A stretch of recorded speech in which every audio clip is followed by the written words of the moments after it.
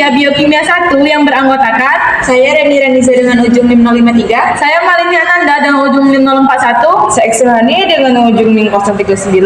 Pada video kali ini kami akan membahas materi mengenai bioenergetika. Tujuan pembelajaran, mahasiswa menguasai pondasi saintifik pada materi bioenergetika. Materi singkat, bioenergetika adalah ilmu yang mempelajari bagaimana makhluk hidup memperoleh dan menggunakan energi untuk menjalankan proses kehidupan. Hidup, tumbuh, dan berkembang melalui pembelahan sel, metabolisme yang menghasilkan ATP, serta diferensiasi sel yang membentuk struktur lebih kompleks.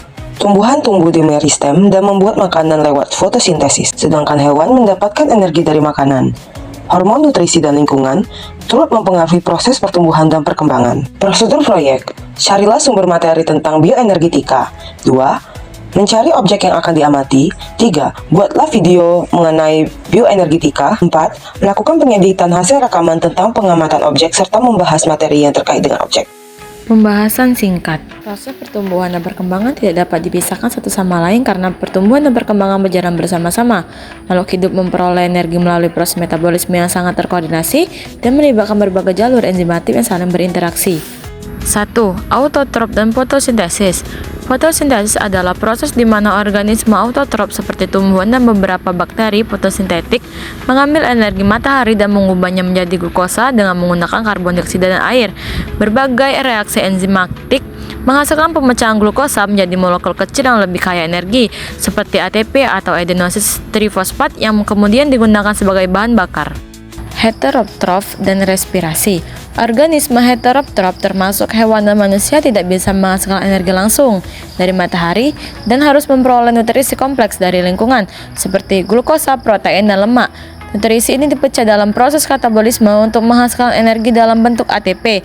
Energi yang dihasilkan dari proses ini digunakan untuk melakukan berbagai fungsi seluler, termasuk sintesis makromolekul dan pergerakan. 3. Katabolisme dan anabolisme.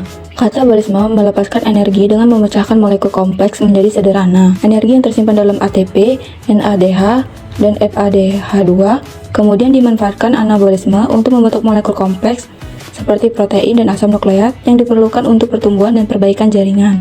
Anabolisme membutuhkan energi sehingga kedua proses saling berkaitan. 4. Siklus karbon dan oksigen. Autotrof dan heterotrof saling bergantung dalam siklus energi dan materi.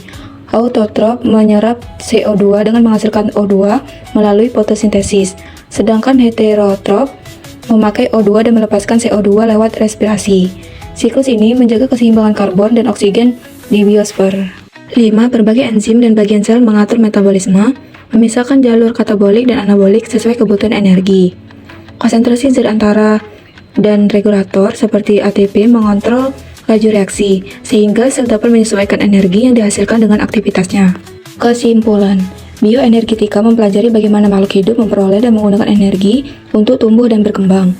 Tumbuhan membuat energi lewat fotosintesis, sedangkan hewan mendapatkannya dari makanan melalui respirasi.